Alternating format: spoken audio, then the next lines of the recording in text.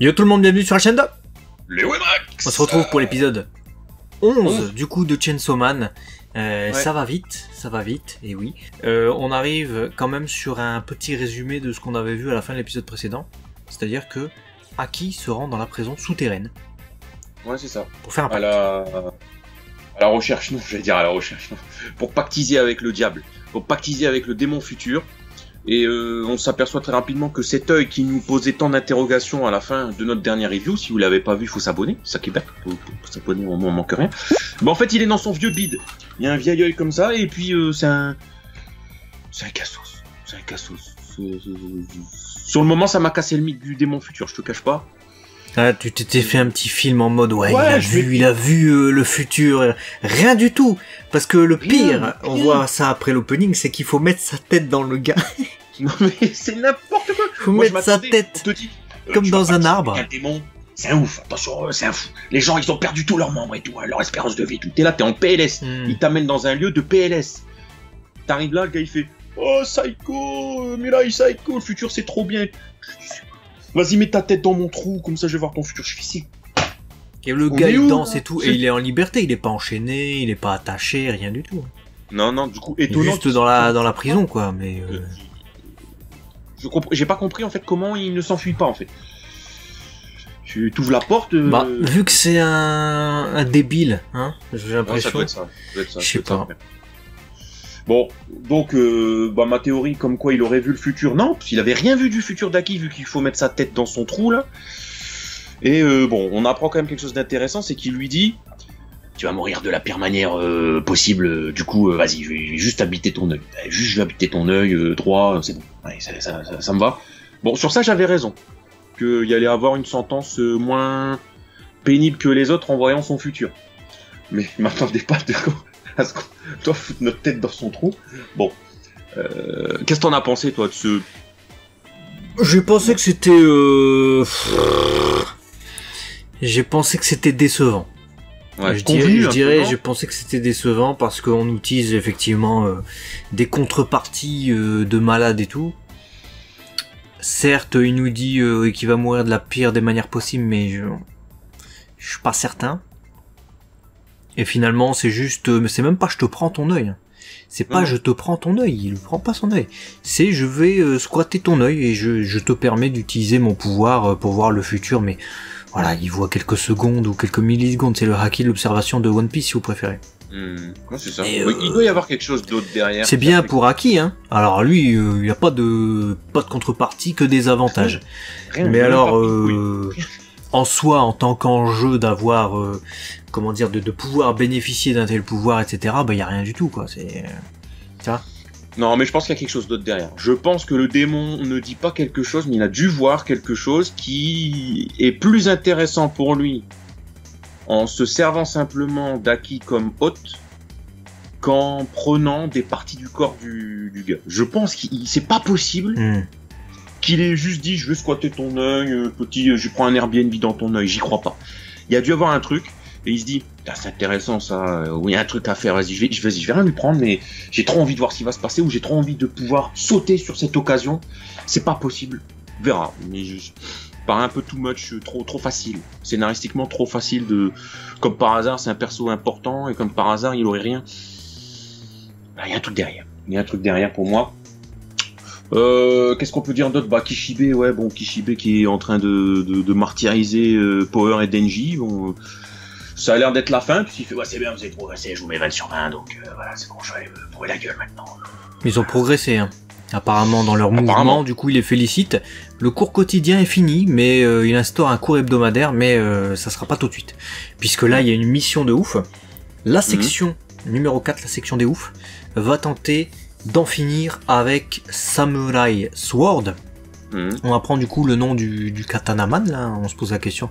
Il y avait quelqu'un qui nous avait dit c'était le démon katana en commentaire. Bah visiblement non, c'est le Samurai Sword. Alors oui, le katana c'est l'épée du samouraï effectivement, mais son nom du coup c'est ça. Et la fille au serpent, Sawatari, ça ils le redisent pas dans l'épisode mais c'est moi je vous le dis. Du coup, pour cette occasion, ils vont affronter aussi Kishibe une nouvelle fois, mais sérieusement. Et là Denji fait ouais mais je t'aime bien frère, donc je vais pas essayer de te tuer. Et c'est bien parce que la transition est habile. On a Kishibe qui fait vas-y, je commence à en avoir marre et tout. Je vais leur pisser dessus et tout ça. Il parle comme ça à Makima. Il dit ouais, je les aime pas ces petits chiots. Il commence à me vénérer et tout. Dans la foulée, il explique pourquoi il dit ça. Pourquoi il commence à sentir de l'animosité envers eux, c'est parce qu'en fait il commence à s'attacher à eux en fait. Il fait ouais donc j'en ai marre en plus parce que si je les tue je vais être dans l'alcoolisme, si je vais être dans l'alcoolisme ça va pas. Je me suis dit d'accord, c'est une bonne raison hein, du coup. C'est vrai. Bon au moins il essaye de diminuer sa consommation d'alcool malgré ce qu'on voit qui est un peu pas ça du tout. Mais ça nous explique aussi pourquoi il boit tant. Parce qu'avec toutes les pertes qu'ils ont au sein des Devil Hunters, s'il a effectivement la tâche facile, s'il a un cœur d'artichaut, le gars, ça explique que il sombre. Hein. Ah bah ça, ouais. Bah, écoute, après c'est très humain comme réaction. Finalement, il y en a beaucoup qui malheureusement sombrent dans cette solution qui n'en est pas une, mais de boire. Donc bon, c'est pas étonnant. Mais en tout cas, l'échange entre Makima et Kishibe est très intéressant parce que il sait que Makima était au courant de tout le traquenard qu'on a eu là lors du dernier épisode. Il lui dit ouais je sais et tout. Et elle fait genre la réponse à tout. Et même après il fait non, c'est pas ça, c'est parce que j'étais pris pour cibler tout. Moi ce que je veux c'est que... Il fait t'es une mytho, t'es une grosse mythomane. Et elle sourit. Je lui dis ah, Makima on se méfie maintenant. Même lui il se méfie, hein, donc il sait à qui il a affaire, mais tout le monde va se méfier d'elle. Puisqu'à un moment donné, ils arrivent carrément du côté des Yakuza, un peu plus tard dans l'épisode, et elle leur met un coup de pression phénoménal. Donc clairement, tout le monde, j'ai l'impression, au sein des Devil Hunters, mais également au sein des Yakuza, au sein des méchants, au sein du démon flingue et tout le monde se méfie d'elle. Quel est son jeu? C'est quoi quelles sont les cartes qu'elle a en main? Ça va être intéressant de le savoir. Kishibe lui dit tant que tu restes du côté des humains, je te fais rien. Si tu commences à vouloir faire autre chose, en gros, sous-entendu, je vais devoir te niquer. Je te dis du côté des humains. Donc déjà, tu sais très bien qu'il y a un truc qui est pas net, mais pas net du tout chez ce personnage-là. Et plus ça avance, je me suis même posé la question si Denji qui est à fond et qui veut se faire Makima, si ça va pas être l'antagoniste final de l'œuvre. En fait, il va devoir l'affronter. Peut-être par contre s'il doit l'affronter c'est très compliqué parce qu'elle peut tuer les gens à distance. D'ailleurs quand on revoit les Yakuza et tout, et une alliance Yakuza Sawatali, on comprend en fait que les Yakuza, leur petit chef en gros c'est Samurai Sword, mais c'est une alliance temporaire avec Sawatali qui sont tous en fait en train de travailler pour le démon flingue. On comprend ça à la manière dont ils parlent à la fille en fait, et également au fait qu'ils disent que leur boss a été déplacé en sécurité parce qu'ils ont peur du pouvoir de Makima eux aussi. Hein. Donc ils en savent aussi beaucoup sur elle, de quelle manière on découvrira peut-être.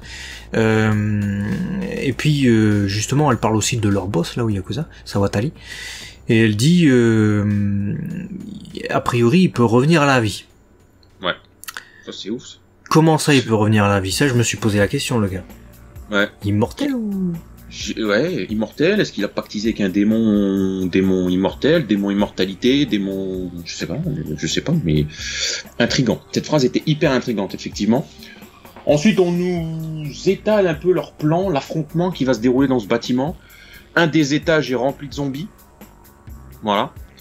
Donc, j'ai pensé comme toi, parce que j'ai tes notes, hein, je me suis dit, ils vont nous refaire que pareil, on va encore avoir du sang qui va couler de bâtiments par les fenêtres et tout, en mode on appuie sur un truc de ketchup ou... Moi je me suis dit ils allaient refaire remake de l'épisode 1, heureusement non. Non, ça va. Heureusement non. Et on a une transition avec un autre truc par contre qui est déplaisant, c'est Kurose. Ah, tu l'aimes pas lui. Ah, Kurose, j'avais envie de l'étaler dans un mur, là. Son discours à Aki dans la voiture en mode, pourquoi tu veux faire ça, en fait? Tu pues la merde, en fait, pour qui tu te prends? Nous, on approcherait même pas le démon flingue, pourquoi toi tu veux l'approcher? Tu vas rater, de toute façon. Tu vas rater, ah ouais. Tu vas rater, en fait. Pas pourquoi tu fais ça. Non, mais tu pues la merde, mais bon, je suis quand même derrière toi, hein. Tiens, voilà un coca. Bon, ça, après, ça l'a rattrapé, parce que tu comprends quand même qu'il est attaché à Aki, quelque part, même s'il le montre difficilement. Et que voilà, il lui dit bon fais attention à toi, tu vois. Mais sa manière de dire bon fais attention à toi, c'est bon t'es nul en fait, tu vas rater donc fais pas en fait, t'es nul, tu pues la merde en fait. Maman, mais qu'est-ce qu'il est énervant ce personnage quand il est comme ça. On apprend une chose intéressante aussi dans la foulée, c'est que le démon flingue... Alors ça m'a étonné, je vais vous dire pourquoi. On apprend que le démon flingue fournit des armes. Tu payes 20 000 yens, il te fournit une arme et des balles. Au Yakuza, ouais. Je me suis dit, ok, d'accord, mais faut m'expliquer comment, parce que normalement, on nous casse la tête depuis le début où il faut être nez à nez avec un démon pour pactiser avec. Ou pour faire un truc. Là, en gros, comment t'approches le démon flingue qui est inapprochable par tout le monde, juste pour lui demander un flingue. Bah, très certainement qu'il passe par des intermédiaires. Hein. Ouais. Il fournit des armes, peut-être qu'il est... Ouais, c'est le démon flingue. Il produit des munitions et des armes, j'imagine, un peu comme il veut, très certainement. Et comme il a besoin d'argent peut-être pour monter ses plans et tout ça, bah écoute, j'imagine qu'il passe par un intermédiaire à qui il donne ses flingues et il réceptionne l'argent. Peut-être. Je vois que ça, parce que sinon ce serait un petit peu chelou. Ça manquerait de prudence, je trouve, juste pour faire un deal d'armes de la part du démon flingue qui est quand même recherché. Bon, Makima qui du coup demande au Yakuza d'écrire les noms de chacun des mafieux qui sont liés au démon flingue. Alors pas que ceux de sa team, tout le monde. Il est pas motivé, il lui fait non. Bah, il veut pas faire la balance. Hein. Ah non. Il veut pas faire la balance, mais elle lui dit faites le nécessaire parce que bon, ça serait bien. Et là, tac, elle sort un sac plastique parce que bon, ta grand-mère, ta mamie, ton papy, ton frère, ta soeur, ta femme, tout ça, il y a leurs yeux là. Mais vous inquiétez pas, on peut les remettre. On a quelqu'un qui rafistole bien. Franchement, un pro du métier. Je me suis dit, de qui elle parle. Et deux, c'était bien joué de sa part. Hein. C'est vraiment, tu la redoutes, hein, quel que soit le camp dans lequel t'es dans ce manga. Hein, si t'es un personnage ennemi ou un protagoniste, tu ne peux que la redouter. Hein. Alors que normalement, on met pas tous ses yeux dans le même panier. Déjà. Ça se fait pas, puis c'est pas très poli, c'est pas très hygiénique non plus, parce que quand ils vont les remettre, bon, ça a collé un peu partout. C'est un peu dégueulasse. Il y en a un qui est pas content, il veut pour aller la taper, elle se retourne, elle le regarde mal. Il s'est chié dessus, il a saigné du nez, et puis tous ses trous se sont ouverts. Il est mort. Donc ouais, ambiance pesante. Ouais, la zig j'ai adoré, parce que la zig sur ce passage-là nous fait vraiment passer Makima comme un dangereux individu, quoi, une méchante. C'est les zig que t'as généralement dans les trucs un peu sombres, un peu d'horreur et tout ça, mais pour l'antagoniste, tu vois, pas pour le personnage principal. C'est pas le personnage principal, mais elle est censée être du côté des bons. Et là, tu sais plus. Bah, tu sais plus. Là, tu te dis, bon, elle est dangereuse quand même. Ah ouais, dangereuse. C'est pour ça que je me suis posé la question de cet antagonisme possible en fin d'œuvre. On verra si c'est possible ou pas, mais elle est trop chelou pour être honnête comme elle le prétend tout le temps. Je sais pas, c'est de plus en plus bizarre en fait ce personnage. En tout cas, on retourne du côté de Sawatari qui a déjà fait son plan contre les Devil Hunters. On voit aussi Denji qui est chaud patate pour y aller. Chaud patate, il baille le gars, il baille au cornet, il y a rien chaud patate du tout. Il y a Kobeni qui veut rentrer, lui il est là. Oh, j'ai chier parce que... Et Power, ouais, vas-y, on y va et tout. Et Denji fait, moi je veux juste tuer Rouflaquette là, il me saoule Rouflaquette et puis après on se barre. Rouflaquette du coup, on imagine que c'est... comment il s'appelle, Samurai Sword. C'est des putains de rigolo. Qu'est-ce que tu veux faire avec cette équipe-là? Y a rien, y a même pas de plan en plus. Ils font c'est quoi le plan? Aki il dit c'est quoi le plan? Et t'as Kishibe il fait y a pas de plan, allez-y comme ça à l'arrache, on s'en fout. Ouais, on s'en fout. C'est d'ailleurs là qu'on apprend son nom, Kishibe, qui dit enfin son nom après 11 épisodes. C'est bien ça. Quand il parle au policier, tu dis ah bah c'est bien parce que Robert, bon on l'avait baptisé Robert, maintenant on peut le baptiser Kishibe. Ça c'est bien, c'est un peu plus pratique pour les reviews, merci en tout cas Kishibe. Chose intéressante, il y a quasiment aucun humain dans sa section, la section qui dirige Kishibe. Donc on découvre un peu les gars, il y a un mec requin qui passe à travers les murs, je me suis dit qu'est-ce que c'est que ça avec sa tête de marsouin là, dégueulasse. Il est moche, hein. Il y a le Majin de la violence, qui porte en permanence un masque empoisonné. Alors le gars... lui je l'aime bien lui. Tu l'aimes bien parce que c'est Miyano?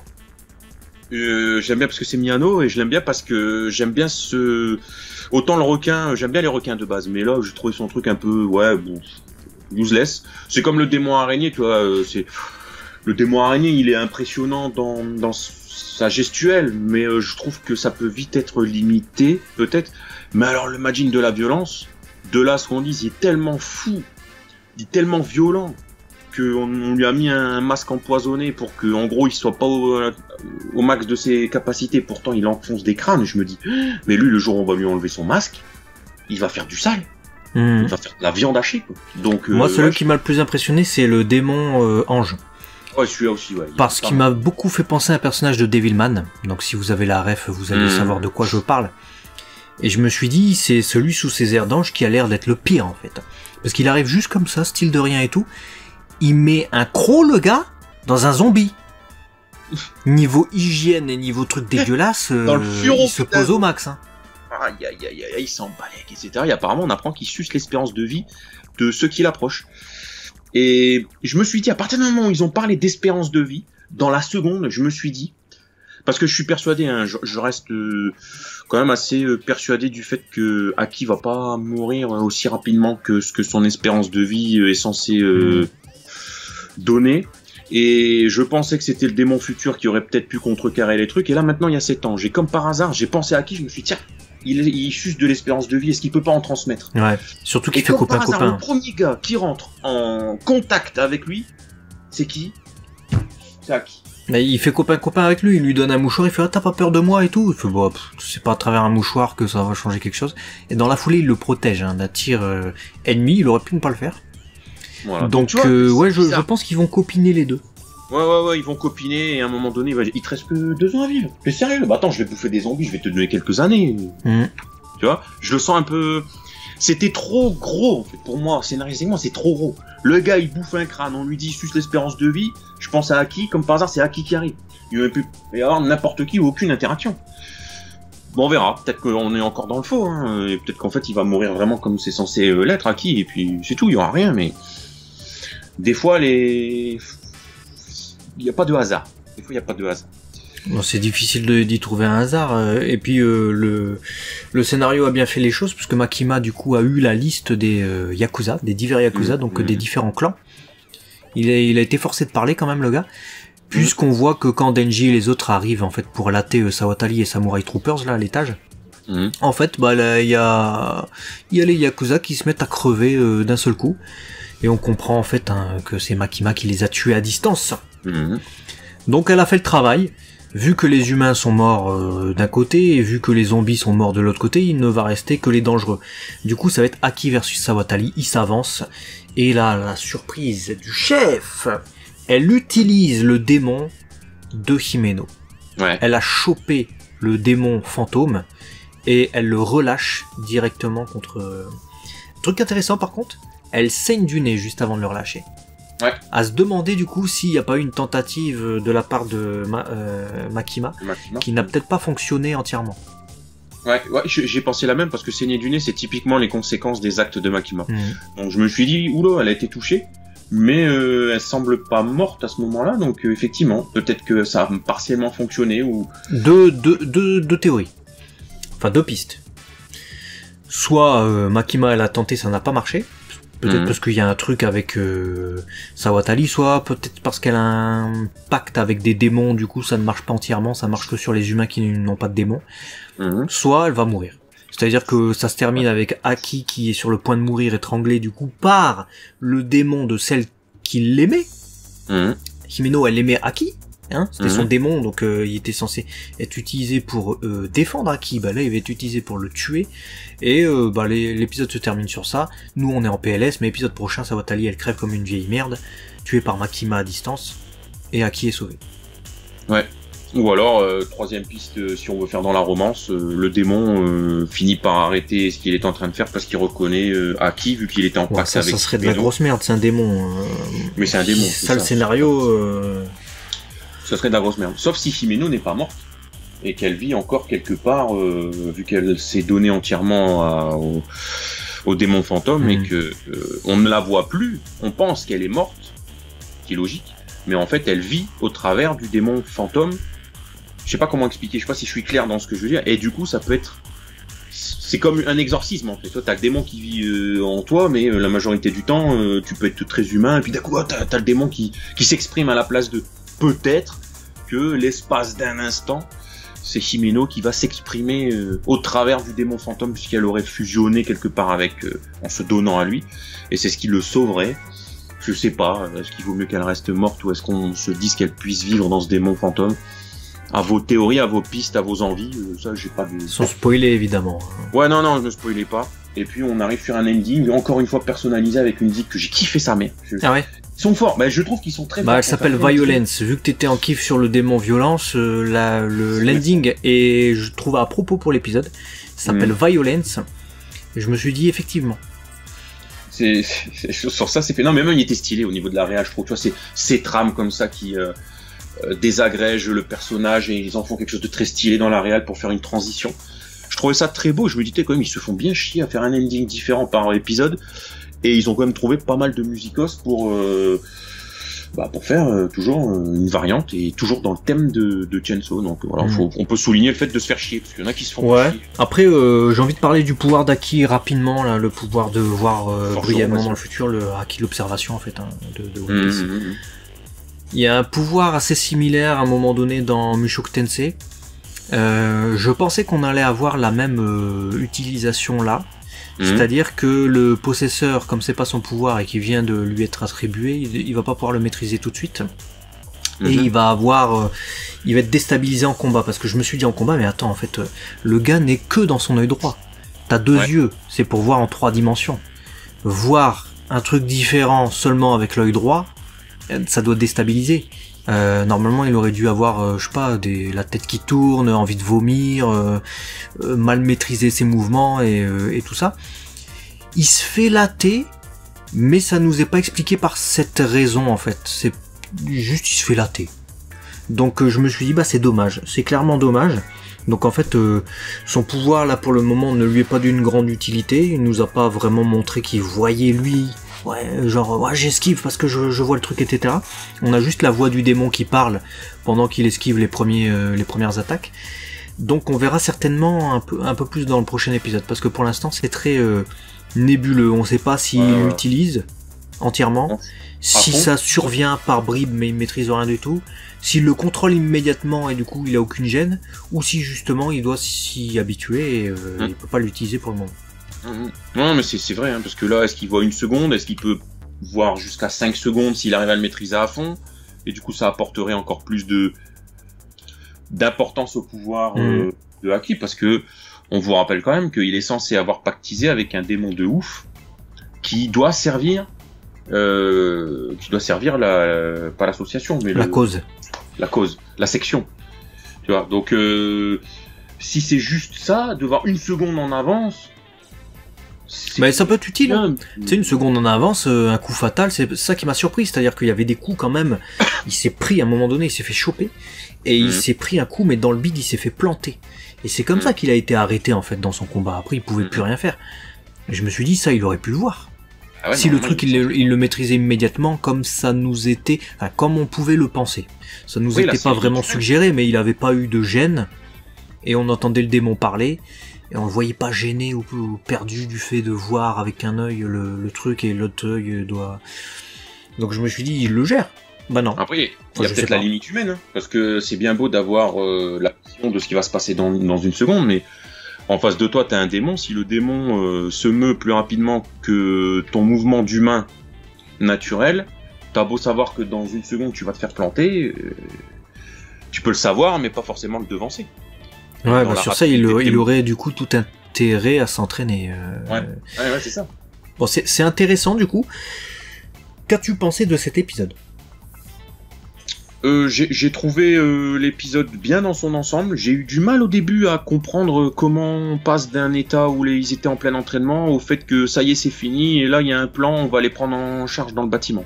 J'ai trouvé ça très rushé scénaristiquement, en fait, que voilà, comme ça, on passe d'un état à un autre. Je me suis dit, d'accord, ok, ils sont dans le bâtiment, ok, d'accord, d'accord. Sinon, de manière générale, c'était bien. J'ai bien aimé qu'on nous présente aussi d'autres démons qui vont du coup avoir leur rôle à jouer dans la suite, les violences, les anges et tout. Donc ça, c'était plutôt pas mal. Démons futurs, pour l'instant, j'attends de voir. L'exécution pour l'instant, c'est un guignol. Pour l'instant, c'est un guignol. Voilà. Et toi ? Moi, j'ai bien aimé. Un épisode surtout avec de la tension. Et c'est surtout en fait toute la tension autour de Makima. C'est-à-dire que ça fait bien 2-3 épisodes où on nous renforce ça, mais c'était léger hein, dans les derniers épisodes. C'est plus en mode ah mais vous saviez en fait pas de réponse. Et puis du coup c'était énigmatique, mais c'était nous qui nous posions les questions. Là, l'épisode insiste vraiment sur son côté un peu dark, hein, quand même, je trouve. Donc ça, j'ai bien aimé. pour Aki et son pouvoir, bah c'est surtout du questionnement. Voilà, j'ai hâte d'en voir plus dans les prochains épisodes. Et puis Denji et Power me font toujours autant marrer, ces espèces de cassos là. Donc ouais, c'était sympa. Bon épisode, voilà. Bonne musique, bonne ambiance, bonne animation. Encore une fois, évidemment, Chainsaw Man c'est aussi de l'animation de fou. Dites-nous vous ce que vous en avez pensé dans les commentaires. Et puis à très vite, si vous êtes abonnés sur la chaîne 2. Léo et Max. Des bisous, à très vite. À la prochaine. Ciao.